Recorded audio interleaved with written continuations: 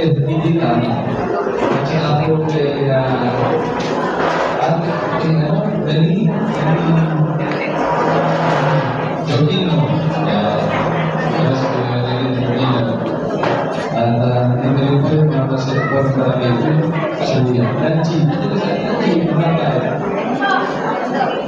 Si Juan C. Espinosa, si Jose Rosario Chua, Jose Ronaldo Hernandez, Jose Jessica Hernandez, si Alberto Miguel, Ariel Osvaldo, si Alex Cruz. Yan ang ako po sa aking lahat ng pagkakapaan.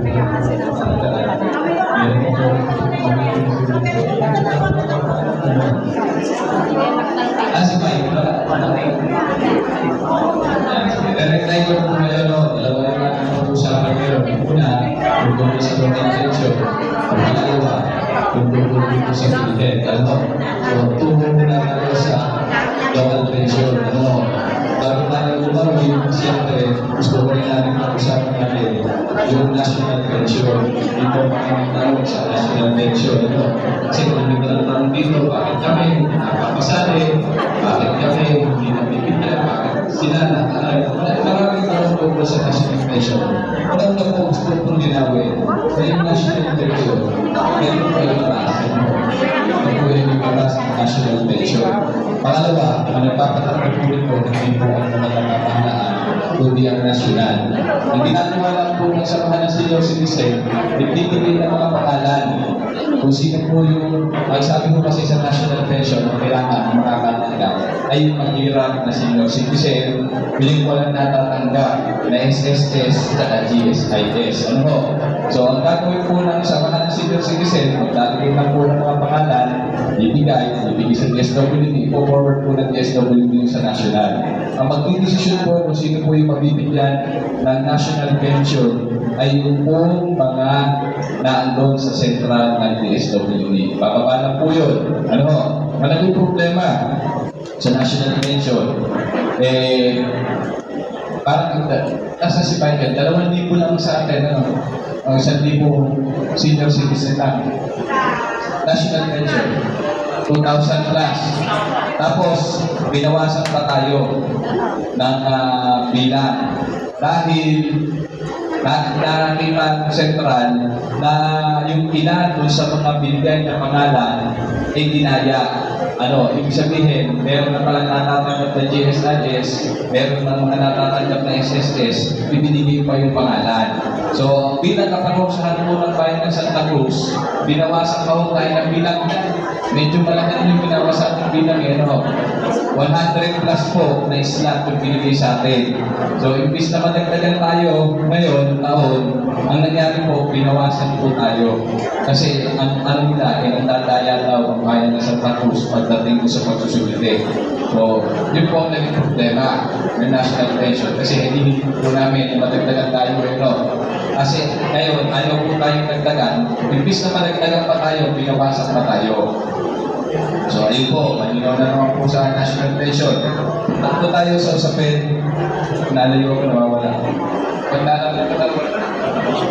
Punta naman tayo sa usapin ng local pension. Ano ho? So, sa batas po, hindi po obligado ang pamahalang lokal na magbigay ng local na pension. Wala pong batas o nagsasabi sa atin na obligasyon walang lokal na magbigay ng local pension sa ating senior citizen. Pero nga lang, maganda naman ang layunin, kaya itinuloy po natin yung programa nito ng local pension. Dati po, ang nakakatanggap ng local pension ay 1,000 tao na 6,000. Napansin na po natin ang direksyon niya. Ang hirap po kasing manangin. Ang hirap po manangin. Doon pinagkakasap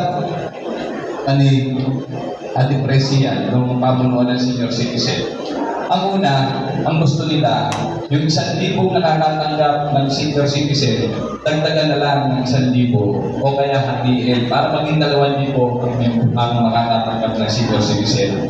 Ayaw ko po pumayag. Hindi po ako papayag na mamimili tayo kung sino ang pagbibigyan. Sinasabi ko po sa kanila, kung hindi natin kayang bigyan lahat ng senior citizen, huwag na po tayong mamigay. Para walang silipan, walang tampuhan. Ako po kasi ganun po ang aming polisiya. Kung hindi natin kayang ibigay sa lahat, huwag na tayong mamigay. Katulad ng hunong nangyari ng Paskuhan. Diba? Pagamat pinula. Dali lang po. Bagaman po hinula, ang problema naman kasi ng Pasko ganito. Nung tinanong namin sa MPDC, kung ilan ang bahay sa bayan ng Santa Cruz, kasi sila po may datos doon. Ang sabi po ng MPDC, 34,000 lahat-lahat ang kabahayan sa Santa Cruz. Ang ginawa na nga po namin, nagpasobra na po kami, ginawa na po namin 35,000. Pero nung namimigay na kami, kulang pa ulit, nagdagdag pa ulit kami ng 2,000. Kulang pa ulit, nagdagdag pa ulit kami ng 1,000. Eh hindi naman po pwedeng lagi kami magdadagdag. Ang nakita po namin problema nun, kung bakit lagi kinukulang. Yung iba pong nakatira sa bahaan, ay may inuupahang bahay sa Ligid o sa ibang subdivision. Ang gagawin, namimigay halimbawa sa Santissima, umuwi doon. Tapos, kung mamimigay naman sa bagong bayan sa Ligid, uuwi doon. Yan nga po sinasabi ko, di ba? Kaya nga po, lagi kong paalala, huwag po naman sana tayo mapagsamantala kasi may mga mawawalan. May mga mawawalan. Yung iba po, nung nabigay sa evacuation, pumunta sa evacuation. Nung pumunta sa bahay, umuwi pa rin ang bahay. Tapos nakikipagtalo. Nakita na naman po namin yung problema. Ito pong taon na to, hindi na po namin papayagan yung mga ulit dyan. At ang nangyari ho, maging yung ibang pinakabili na taga-ibang lugar sa mga subdivision, dami ho kasi subdivision sa Santa Cruz, bawa taga-Lumban, taga-Paksanhan, nung nalaman mamimigay dito, hindi naman sila nakatira doon, umuwi din. Ang nangyari, tinukulan talaga.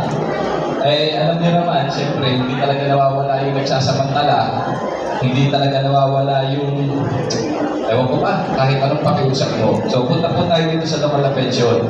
Ang pondo po dati ng local pension ay 6 na milyon, para sa 1,000. Dinagdagan po namin ito. Dapat po kasi talaga, ang magiging pondo po ngayon ng national pension, ng local pension pala, is mga 15 billion. Ang problema rin po namin, meron po dapat salary increment ang empleyado ng Santa Cruz, 2 taon na nakakaraan. Yun po yung batas nasyonal na kinakailangan taasan ng sweldo, magtaas ang sweldo ng mga empleyado. Hindi po pinatupad ng nakaraang administrasyon. Kailangan po namin siyang ipatupad dahil unang-una, batas po siya. Pangalawa, kawawa naman po yung mga empleyado umaasa. So, ang nangyari po doon sa iba namin gastusin, siyempre, kung ano yung kayang gastusin, hihipitan natin yung siguro natin para magkasya.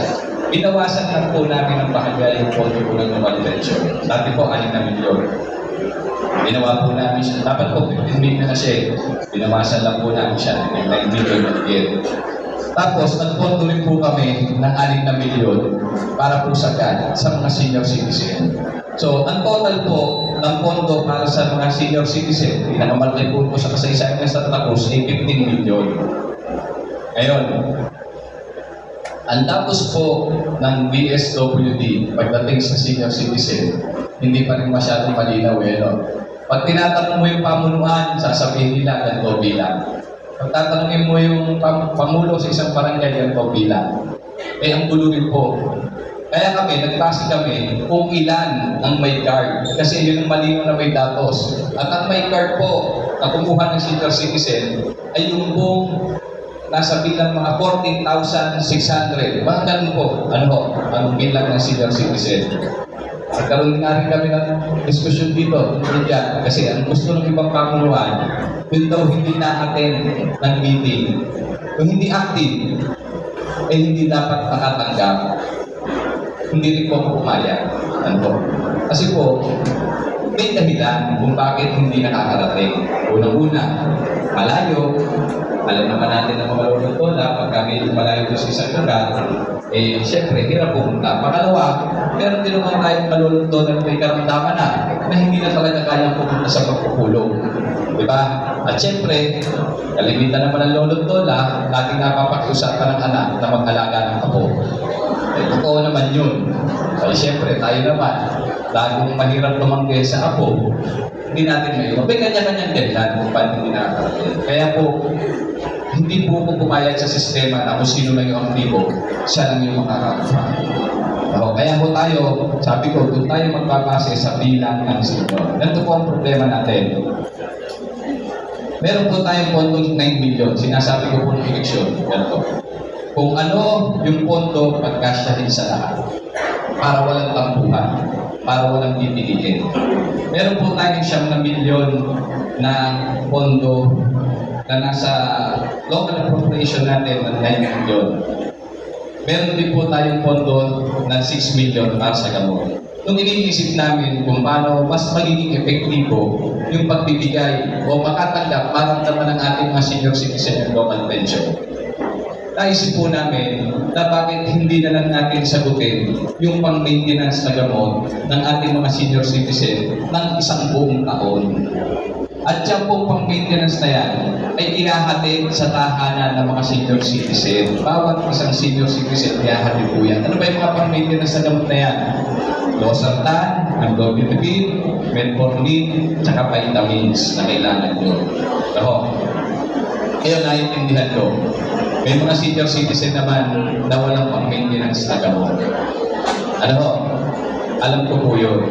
Kung hindi nyo, ayaw nyo pupunin yung pang-maintenance na gamot, inaaral po namin, kaya po nagsasurvey din ng mga BHW, kung paano namin mahahatak yung isang pondo na ma-convert sa cash.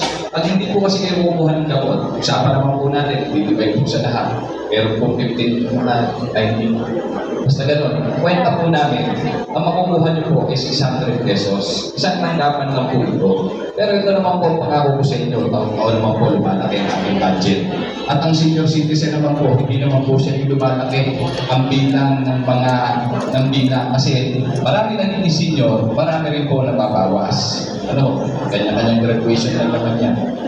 Ngayon po, taon-taon, malalakihin natin ang budget. Hanggang sa marating natin na matatanggap nyo 1,000, sa susunod na taon, magiging 1,500 o 2,000, sa susunod na taon, magiging 2,500, 3,000, hanggang marating natin yung 6,000. At kwenta po namin, mga 5 hanggang 6 na taon, pinaturn po namin po sa Binyan City.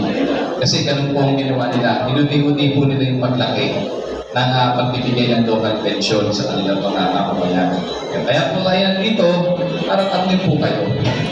Kung meron po ka rin patanungan din sa amin, ay pwede ko rin naman po sagutin. So yan po yung option na nilalaro po namin. Hindi pa po pinalyan kung ano namin ipararamdam sa inyo yung local pension. Kaya nga po namin kayo tinatanong, hindi ko po kasi ugali na kung ano yung gusto ko, yun dapat yung masunod. Ito po ipondo nyo. Para sa inyo po ito. Ang dapat po dito, kung ano yung gusto nyo, yun po ang susundin namin. Hindi po pwede na kung ano yung gusto namin, yun yung susundin nyo. So, malinaw na po tayo sa local pension. Mamaya po, pwede kayo magtanong, sasagutin ko po ako. Punta naman po tayo sa isang usapan ng PhilHealth yata. O, sinong member ng PhilHealth dito? Pakitaas po ang kamay. Marami, halos kalahati. Pero kung lamang pa rin ang wala. Okay. Pakitaas po ulit member ng PhilHealth. Saan po kayo member ng PhilHealth, nanay? Yun po ang problema. Ito po ang problema natin, ha?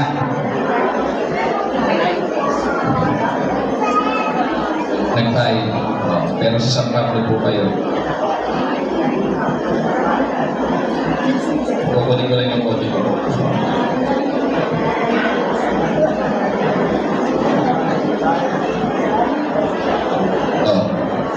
Kayo po ay member ng PhilHealth. Mga member ng PhilHealth.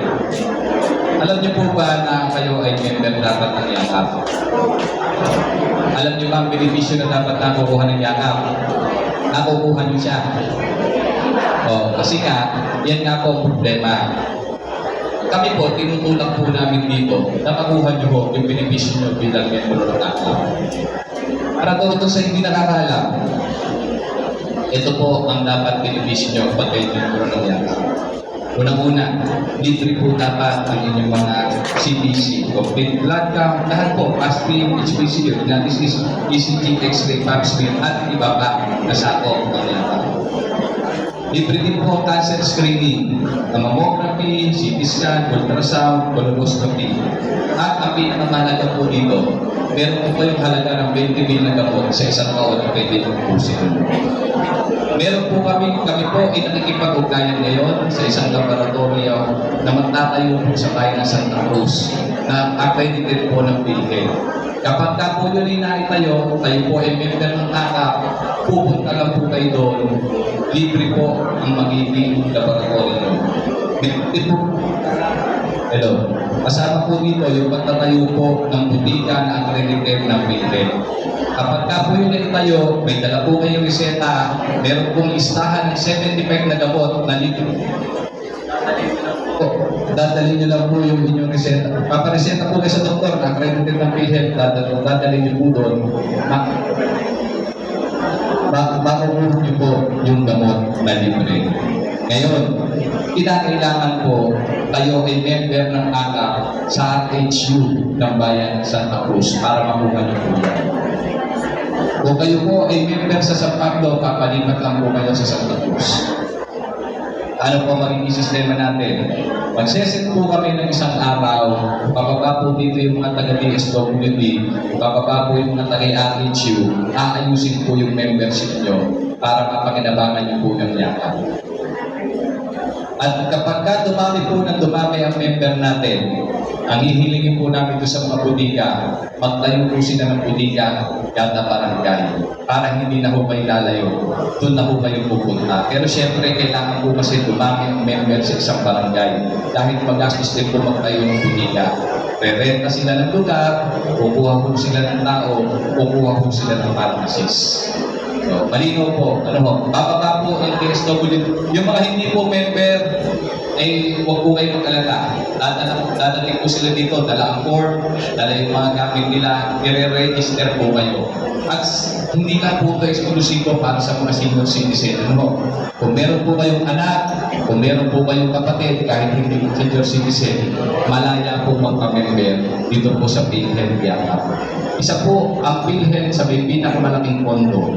Hindi lang po nagagalaw at hindi lang po napapakinabangan ng lokal na pamahalaan.